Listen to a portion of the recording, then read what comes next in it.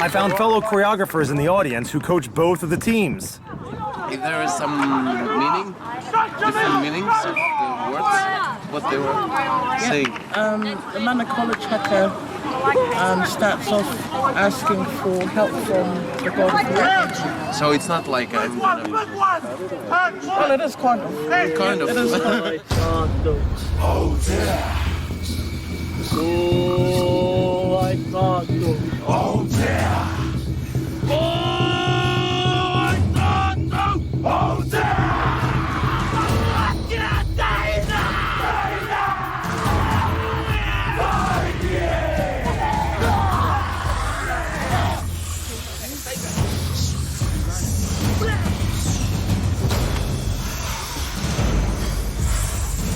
And what about your Haka? Ours a little bit to do with the octopus in Octopus? yeah, in the hymn. Shark. Why octopus? Because the octopus holds on, but eventually lets go.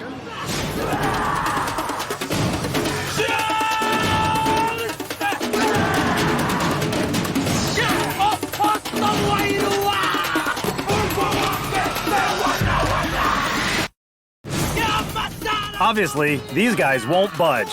Their seriousness makes your blood curdle. It seems that even the judge is scared, let alone me.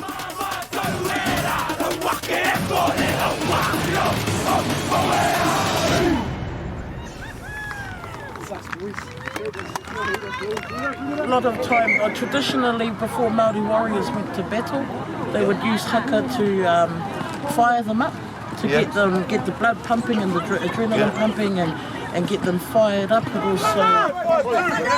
Just imagine the reaction of the Englishmen when in the 19th century they saw Haka on a rugby field for the first time. The all-Maori national team of New Zealand came to London for a series of friendly games and beat the hell out of everyone.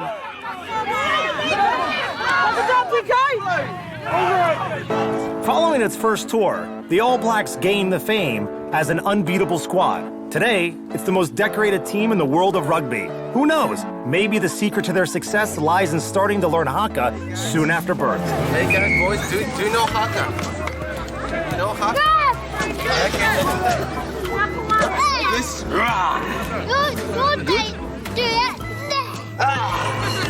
Right? Yeah.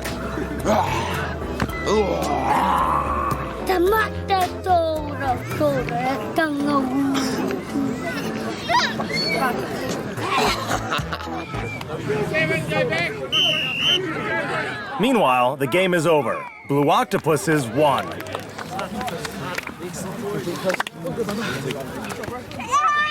And maybe about Haka, what do you think? Oh, yeah? Do you want to see another one? Yeah. Gonna see another one? Yeah, let's do the winning one. I will do it with you. Oh, I can't do. Oh, yeah. Oh, I can't do. Oh, yeah. Oh, I can't do. Oh, yeah. To be honest, being on this side of the barricade is much cooler. Although the words don't make any sense to me, and I'm simply repeating the moves after the guys, I feel exhilarated.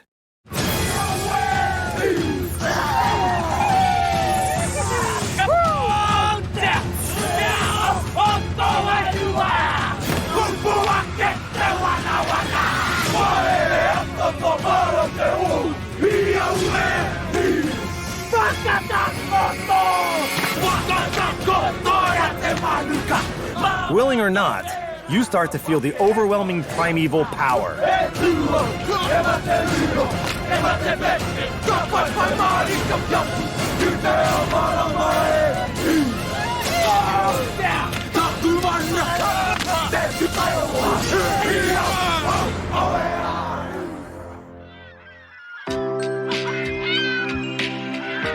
New Zealand was the last of the major pieces of land to be colonized by people. Before finding their land of promise, Maori had to roam the Pacific for several centuries.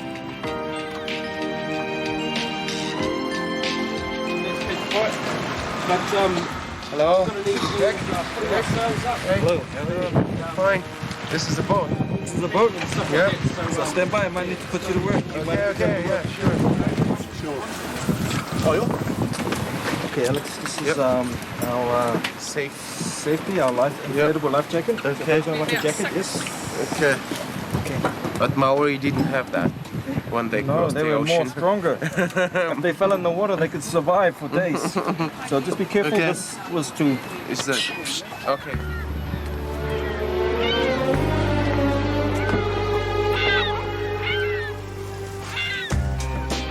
Although this catamaran is built out of modern materials, it's based on the old schematics preserved by the chieftains of several Maori tribes. Recently, its crew repeated the main journey of their ancestors, sailing 40,000 miles across the Pacific. Well, it's time for sailing now. No motors whatsoever, just like in the old days. The Captain Cook sailed through, and so they bestowed the name on there. Through linguistics and archaeology, they've been linked down through Asia, Southeast Asia, and also particular Taiwan. Chieftains trained the skipper in the traditional art of navigation. So during the expedition, the crew didn't use satellite communication. Instead, they found their way by observing stars, streams, and sea animals. The sun, moon, and the stars. Yeah. And So which stars is main? You use all of them. Okay, so you know them all? Well, a lot, like about 1-200. 1 and 200. You learn where they come up from, Yeah. and where they set. So that After catching a favorable wind, we enter the Cook Strait at a huge speed. This is where the first meeting of Maori and Europeans took place. We know this story the way Captain Cook told it, but now we have a unique opportunity to hear from the other side. They accepted or well, that's how was it? a full documentary in itself. That experience, and there were many positive experiences, but there were many negative experiences. When you look at history, Tell me the Though we've been at sea for just half an hour, the chill has already gotten to my bones. But Maori have a guaranteed way to warm up. And there is like a special sailor's haka, or like special, yeah? You got hackers for hundreds and hundreds. And what words about? Those words. It seems like it was. Okay, those words are about talking about your ancestors. Fuck God, yeah. And they got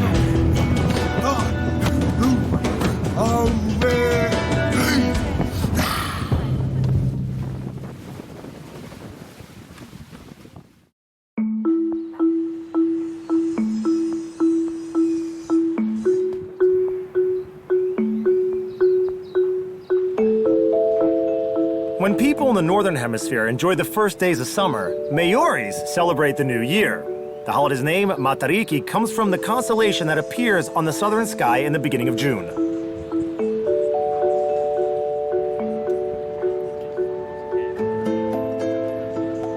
I'm taking an old cable car to the top of the hill overlooking the city with the National Observatory in the middle of a botanical garden. Maori call it the expensive road to stars. I hope that after looking at the stars, the most valuable treasure of Maoris, it will become clearer to me what they believed in and what they were singing about in their hakas.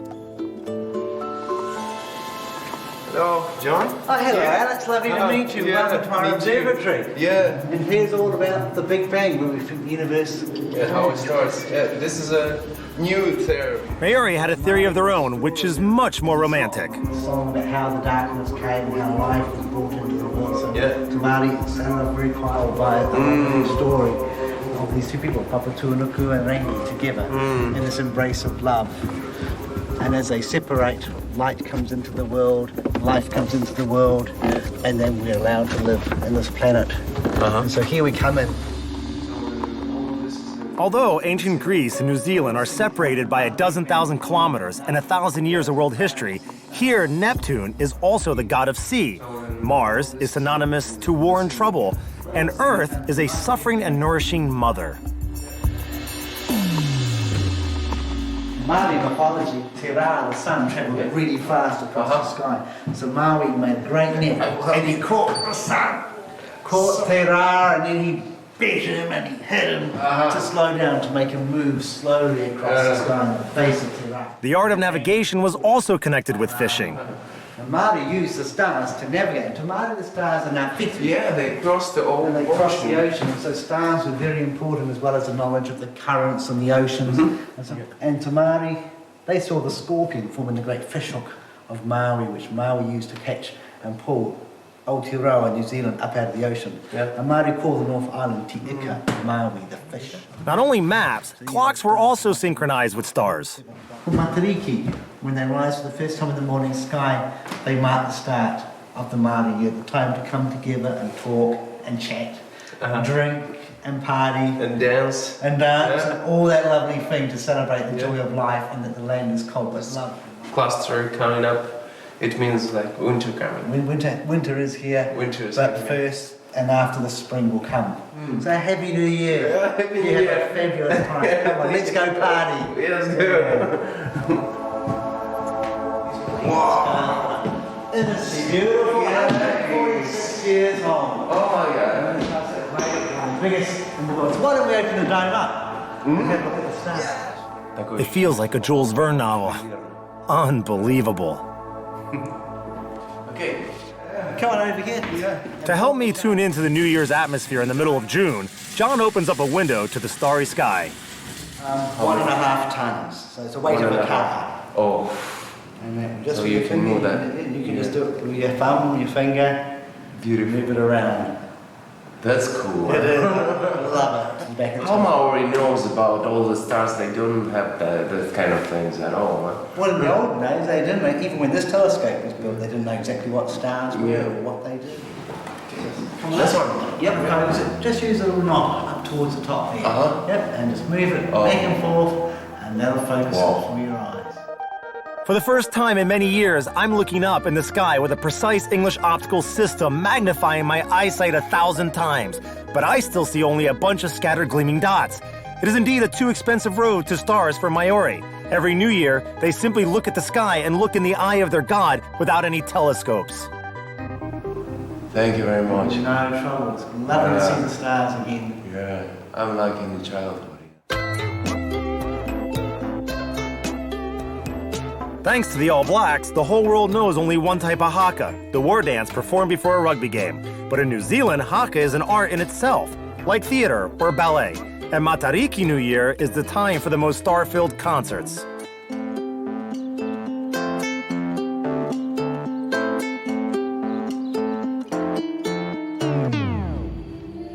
This hangar is the rehearsal ground for the only contemporary Maori dancing company, Atamira.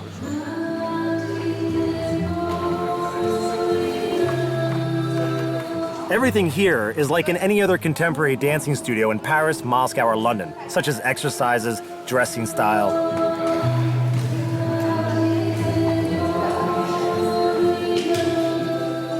But then, dancers line up for the rehearsal and completely transform.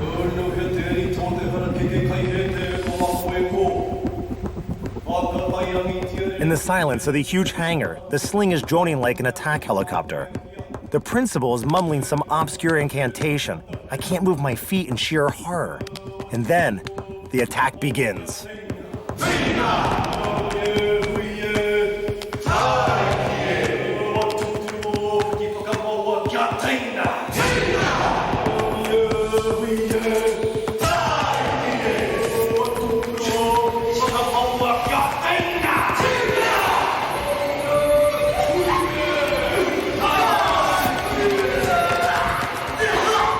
Watching Haka on a rugby field with the teams addressing each other is one thing, but it's completely different when dancers are advancing towards you.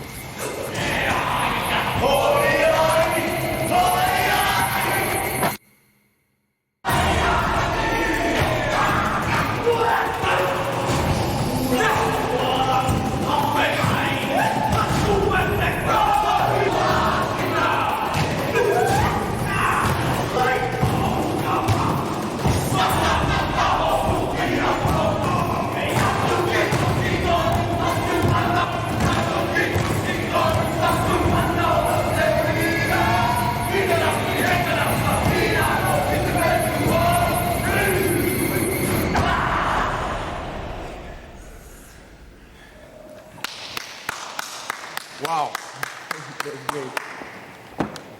That's great, guys. Huh? Thank you. Alex, yeah, nice to meet you. What's the meaning of the words? What you're saying in the beginning? Well, this haka is like it's a very ancient piece of poetry from my tribe. It's about a guy called Wairangi, and he's with his Wairangi. Yeah, and he's with his brothers, and he's trying to goad them into getting up to start to fight. Adamira's artistic director, Moss Patterson, choreographed the opening dance of the Rugby World Cup 2011. Being an actor and a musician, he combines traditional haka that he learned from his grandma with elements of contemporary dancing. No. Well, I guess some of the a lot of the flick, sort of like all this stuff. That's traditional. Yeah, most of the traditional actions are very very strong ones out. The witty is a very strong action. Yeah, that's traditional. Yeah, Like, I'm doing right? yeah. Well, you gotta poke your eyes out. You gotta make them poke forward. Yeah. That's better. Okay. Yeah. And all of that? Those are actual strikes. So this would be a strike to your stomach. Ah, okay. It's like when you imagine that you're fighting. Yeah. So I'm going strike to your head, strike in. Oh, okay. I'm afraid about that. Like most contemporary dance groups, Adamira can dance about anything, even about architecture. Their last performance, for example, pictured the landscape line of New Zealand hills. The new production plays with traditional Maori patterns and tattoos and wood carvings. Because I get Your shoulder, shoulder, you down, and then scoop up your leg, and then have your arms going up and over. 7, 1, 2, 3. It's so nice to finally dance in a familiar setting without risking your life on a shaky deck or a rugby field. Since this thing is done not only by athletes and sailors, I too stand a chance. Yeah. Okay, cool. Thank you. Thank you, guys.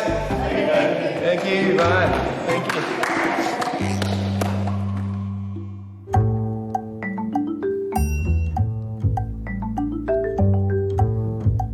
The biggest city in New Zealand, Auckland, was founded by Maoris 800 years ago.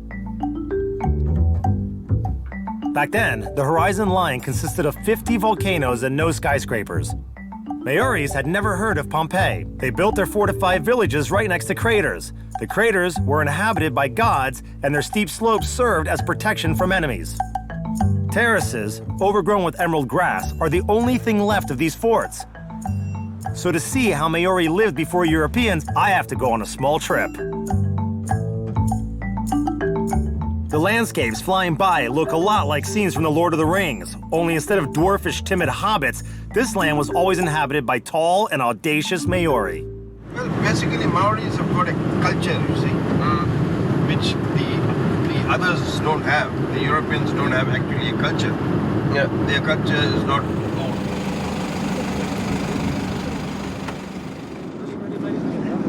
Thank you. Bye. Kia ora is hello in the Maori language. Instead of a handshake, people bump their foreheads together, breathing in at the same time. It's called exchanging the breath of life. Very shortly, we are going to step back in time, 300 years ago. 300 years. 300 years ago. And you'll be able to see how our people lived and how they actually... We haven't even walked a dozen meters as a horn starts to sound from behind bushes. The memory of the cultural exchange between Maori and Captain Cook's crew makes me a little bit tense. Whether or not we're enemy or friends. Are they going to kill us now or not? Well, I hope not. So are they agreeing? Yes. This is what we call a podium. Lookout tower. They're sending messages back to the village. So now he's just called the warriors back and moving down back into the village. Now we can go. Let's go in. The inner ground has everything to survive through a long siege, such as water wells and gardens with medicinal herbs. Passing through the tall stockade, we find an elite residential community built out of palm leaves. It's planned on the principle of one meadow, one family. A man could marry 3 women. To prevent fights between them, each wife had her own living space. This is called a ropo, or swamp swampery. Yeah. And the last one of these types of these houses built in our area. Although the Maori living style has changed, every tribe has a leader to this day. Some even have a king. They don't gather for a council at the fire anymore. Instead, they go to sessions in Parliament. To this area here, whereby there'll be a traditional welcome. And this is where the haka. Yeah. Yep, this is where the haka is going to happen. And I'll walk you through it because it's a very serious thing. The warrior will come out. He'll be doing a lot of yelling. He will place an offering down on the ground in front of you, Alexander. You are to keep your eyes on that warrior. Okay. Don't take it off. When you're told not to laugh, you can hardly help yourself, especially when you are looking at such a serious lot. What shield?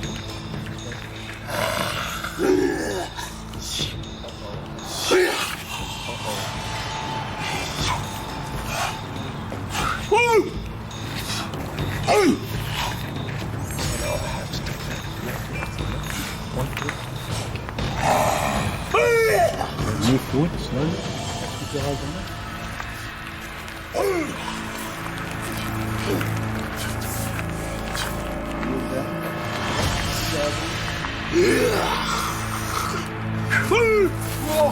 Hold it up.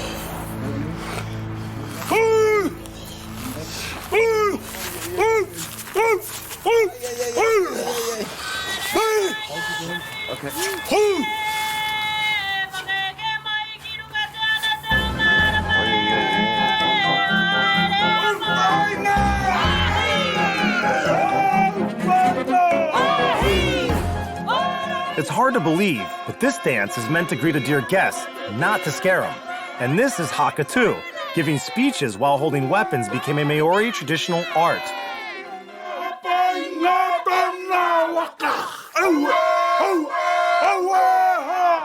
Oh no, he's going to greet us first. And you will reply.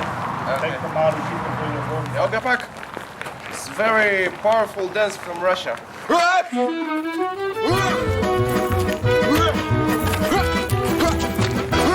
Can you do that with me? Yeah, what you just did. Yeah. Yeah, try.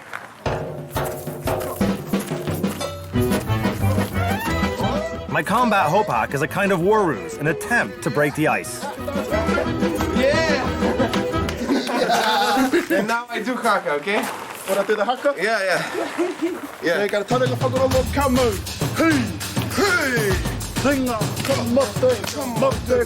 I'm sure that if Cook's crew had at least one dancer, the whole relationship between Europeans and Maori would have turned out very differently.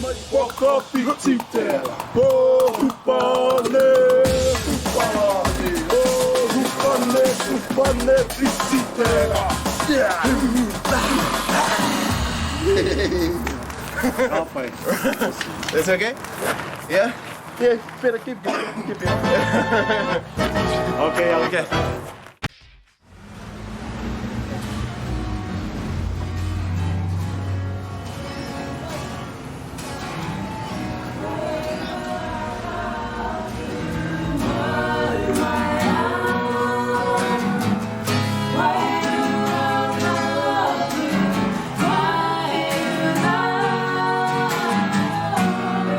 The most important art for Maori is tattoo. Today, same as 100 years ago, getting the first tattoo is not done on a whim. It's an important ritual. Although a concert of lyrical songs is not something I expected to see at a tattoo parlor.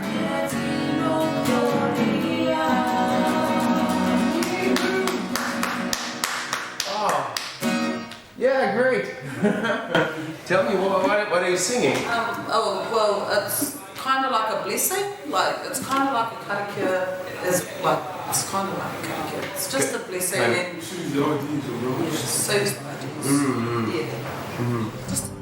The moko is more than just a tattoo.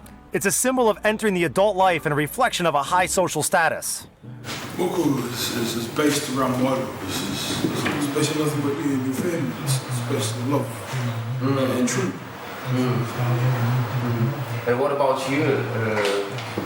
What are you making? What is that? This time was just symbolizing where it's from. So it's pepeha, but just in a roundabout way. It's actually got his Maori, his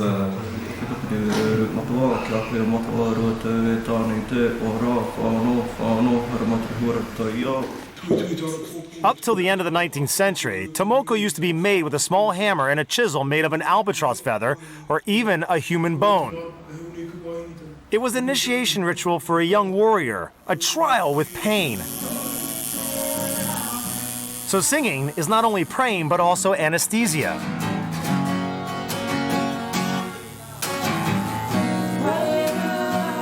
In the 1990s, tomoko became popular outside of New Zealand. When Robbie Williams and Jean-Paul Gaultier got similar tattoos, Maoris were deeply offended. Tomokos are sacred, and getting them for fun makes gods angry.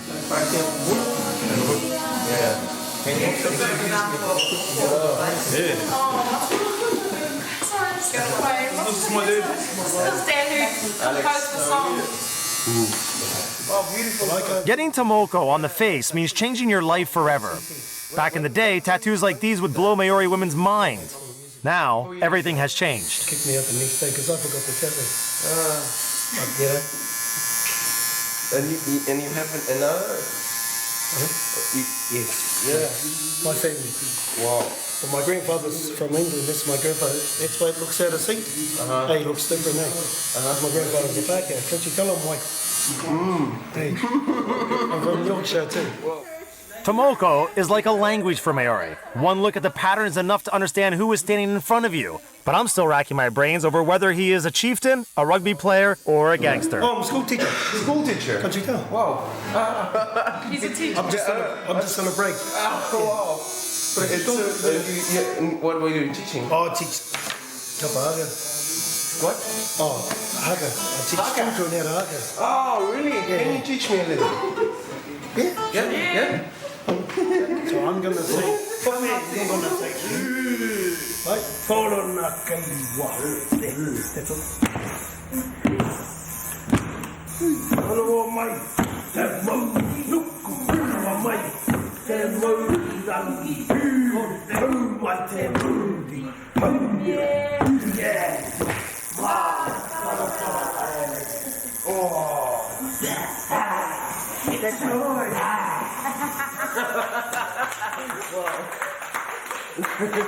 Wow, that's perfect. When he and his nephews break into yet another lyrical song, of his own creation as it turns out, I melt completely. And become determined to visit one of his lessons tomorrow.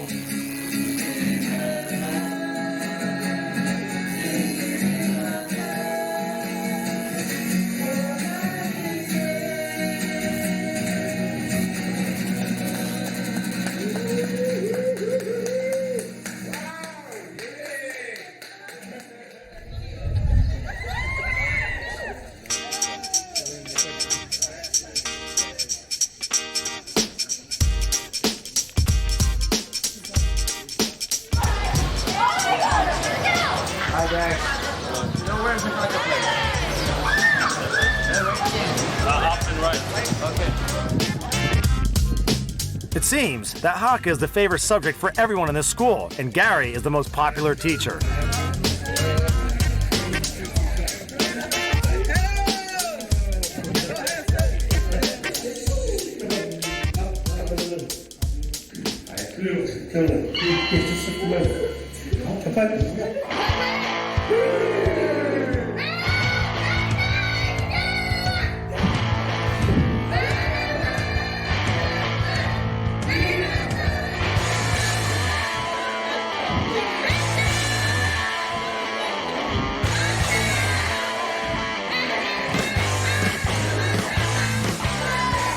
When I was a schoolboy, the only subject I didn't cheat in was physical training.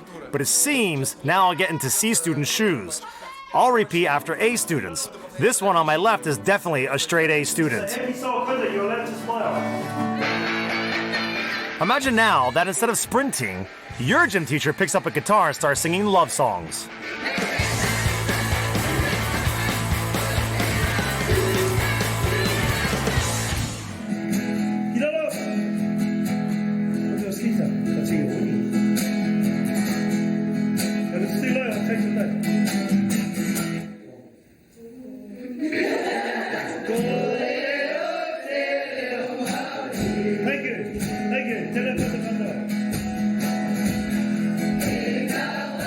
Surprisingly, this is also the Haka. It serves as both physical training and music classes here. It resembles the song, Oh My Love. It is awesome.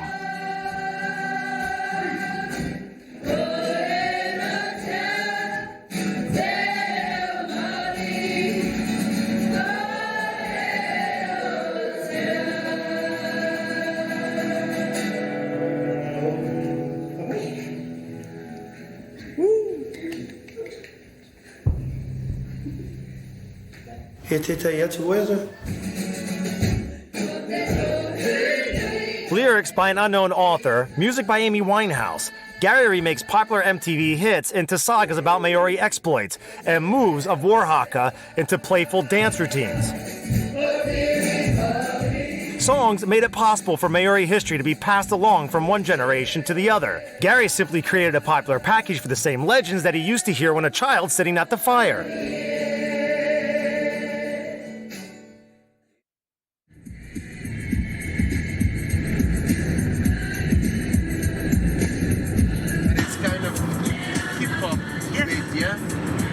Like almost every other Maori of the modern world, Gary's a typical city dweller. Every day after work, he drives his own car back into a residential district in the suburbs. It's difficult to imagine that he was born in a village similar to the one I visited yesterday. So he walked down there. At that time, I was in a group called Te Wakahuia. So you started to teach your... Yeah, I ended up...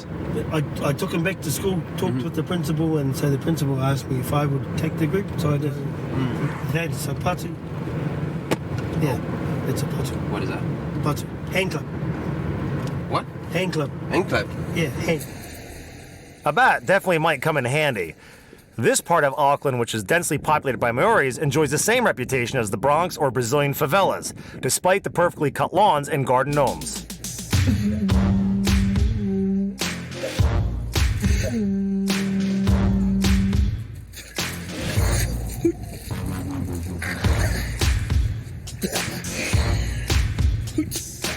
Can you teach me a little bit? Absolutely. I guess it looks somewhat insane, but the neighbors got used to this kind of front yard show. Some of my mates use this in Haka. Yeah, you'll see if you're going to Wellington. You'll see. For now, just your 2 waiwai taka here. Yeah. Yes, yeah. The way 2 waiwai taka here. Yeah. And how you do Haka with that? Hey? How do you do Haka with that?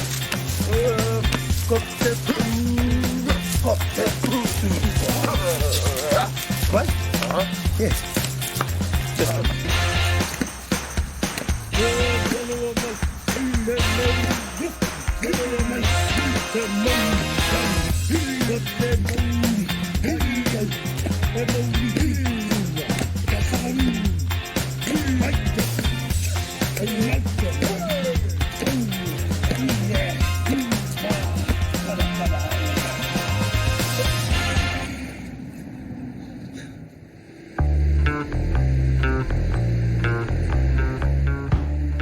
Gary grew up in the countryside and learned Haka from his grandmother.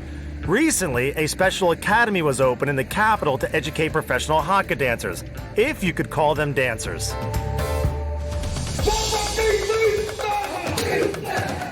As usual, I'm greeted with the Haka. I should get used to it by now, but somehow I can't.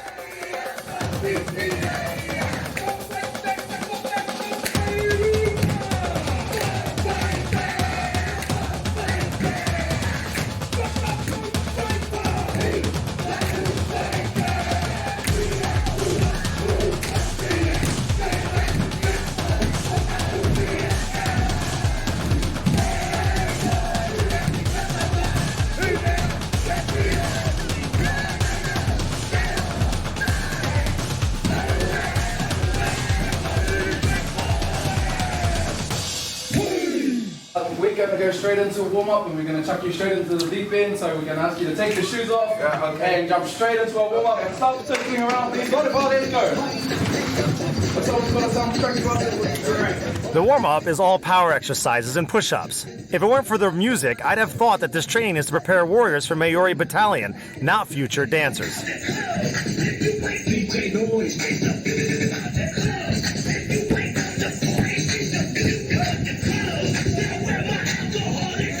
This is probably how Maori had lined up before their first meeting with Europeans. We were sneaking through the forest. It was dark and very scary.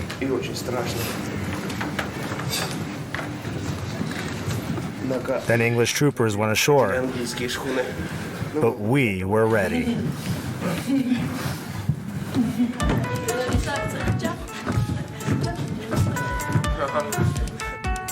Both strong and big women are also welcome here. Everything is like Gary showed me. Most of the moves imitate the traditional Maori weapon, a combat rule called taiaha. And the eyes as well.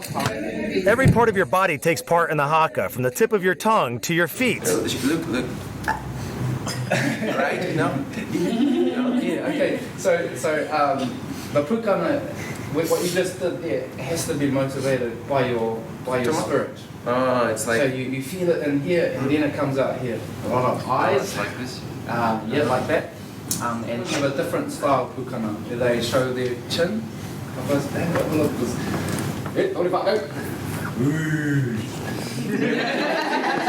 you, it's scary, but to me,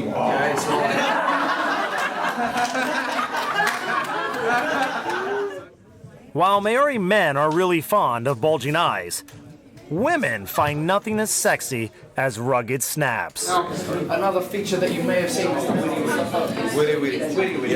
It's also that butterfly feeling that you get before you go on stage, and you feel it in your puku, and so in your stomach, even now, see, I've got goosebumps. So we always, if you're just standing there, you're still keeping this action alive. This indicates life. It's also in the suburb of St. Petersburg in Moscow. Always. All the haka moves are words that dancers use to create stories. It's very much like in sign language. The most famous one is kamate, the haka of Maori Battalion and the All Blacks rugby team. I am finally learning what those big rough guys shout. It's a haka that talks about a person who wasn't sure whether they were going to be alive or if they were going to be dead. So as he was hiding away, he looked up and you can see the sun shining through. But you also see that area of kamate, the slap, kamate, ka ora, ka, will I die? Will I die? Will I live? Some sort of like Shakespeare's to be or not to be. Yeah. So to be, oh no, to be. It's kind of what we're saying. Yeah. At the end of the haka, we're saying we will be. Yeah. So we will live. Yeah. I guess in terms of the physical language. Yeah. The Maori Academy teaches 25 types of haka, and only one of them is a war haka. The rest is performed at weddings, funerals, diplomatic receptions, and on any occasion when there's a need for a loud statement.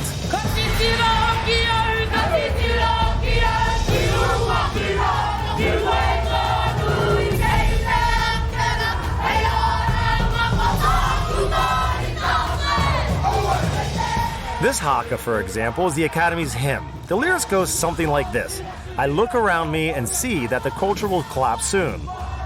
We, the young generation, are singing and dancing to keep the memory of our people alive.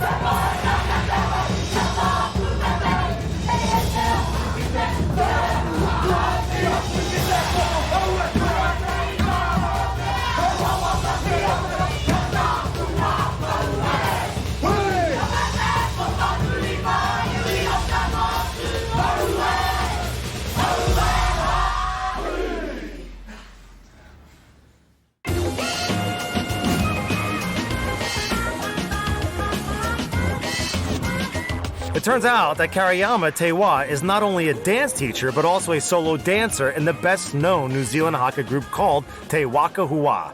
It means a chest of treasure in Maori.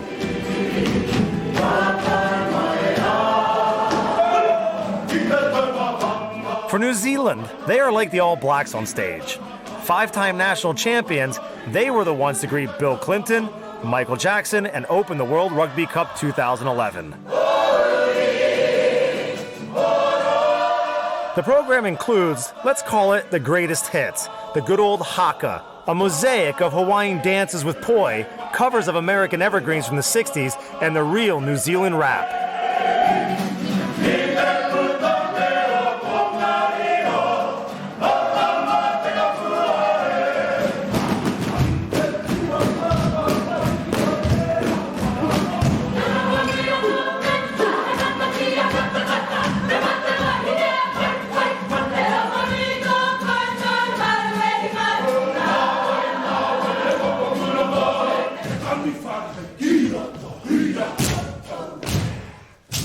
As an honorable guest, I'm allowed to come on stage too.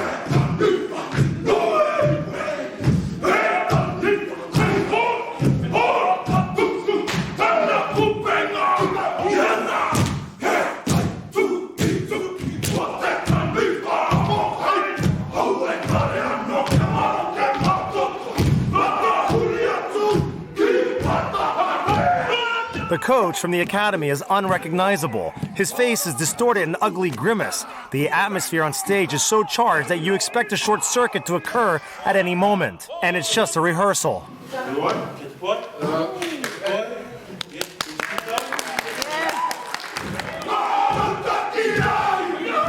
Haka is a team sport, and I'm dreading making mistakes. But every time I get it right, the audience cheers like I scored a goal.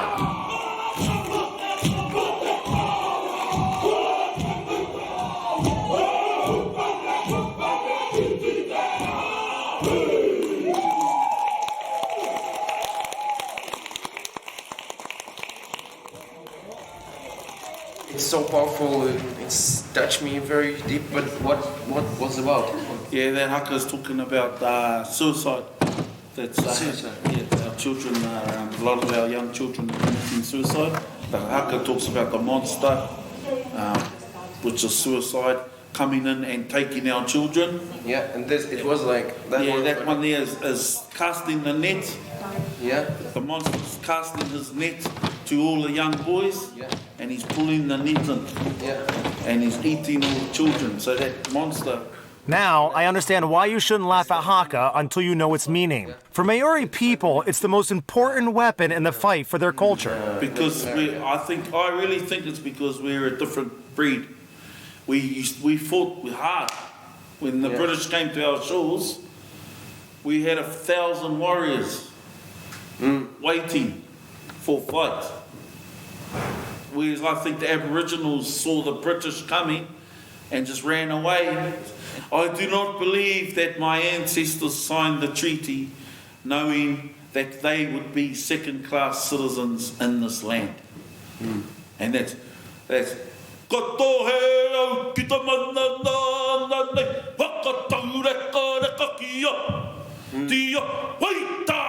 the voice come, yeah, we disagree. Yeah. That's the power of Haka, is being able to express it. It's probably like reading a poem. Some other cultures read a poem or read a story. Yeah. But our way is we do the Haka. Alright, so we're going to do one more. In the evening, half of the city comes to the Maori Historical Museum to celebrate Matariki, the new year. Rugby World Cup 2011. Jay Geeks have trended on the YouTube homepage with the likes of Lady Gaga and Justin Bieber.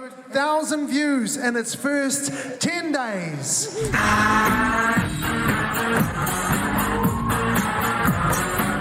I came to understand that Haka is not to be laughed at, but these guys seem to have a different opinion.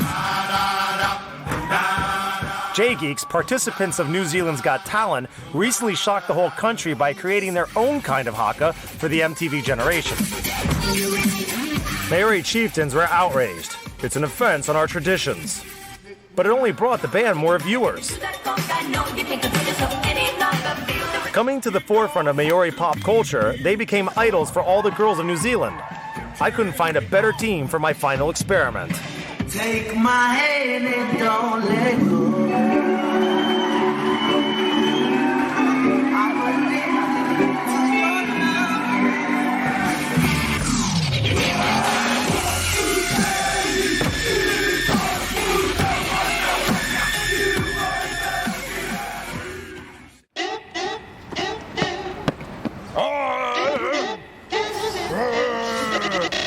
Hi guys. Hello. How are you? Good, good. Good, Bert. Hey man. What's up, Kazzy? How you going, brother? Yeah, I'm fine, fine. Let's repeat. What do you think about Haka? Okay, bro, well, first of all, we're Metro Maori, so we take historical tribal fellas, the Maoris, and we bring them into the futuristic dimensions there, brother. So what we do is we got to be Metro, so kind of like this nice slick hair, you know, like what you got there, cute skin. You need some abs, bro, you need some abs, like this one over here. What's that on your nose? Oh, there's 1, 2, 3, 4, 5, 6, 7, 8. See, that's how we do it in New Zealand, Maori styles. Okay, so we're going to teach you how to do a bit of a haka. So how's your... Yeah, a bit more from here, brother. Not Kim at the front, bro. No, you know. Close enough. To figure out if anyone nowadays can be surprised, if not intimidated by the haka, Jay Geeks and I are going to stir up the sleepy Auckland. Close enough. Let's go. So what we're going to do first is we're going to hit your hand on the ground. Connect yourself to the ground there, brother. You're playing the earthling. You're earthling from New Zealand. Hit it to the other side. Pull there, smash the ground. Pull it under that ground. Then one here. Then one here. Then one here. Then one here. Then one here. Then right here.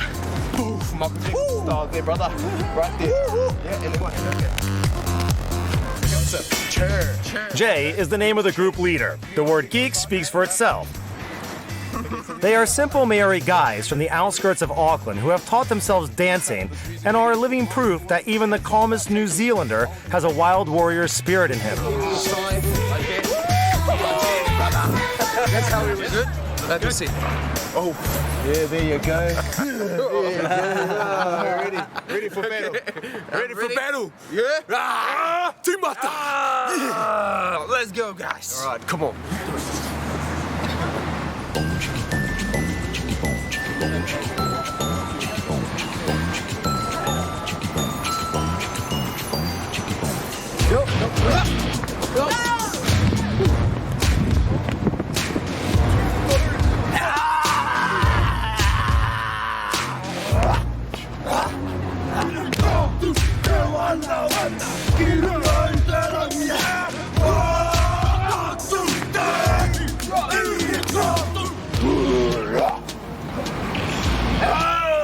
The reaction of the audience shows that Maori people have won their most important fight ever. This culture is not going anywhere, and Haka has long been considered the unofficial anthem of the land of the long white cloud. Oh my God, bro. So intense. Bro.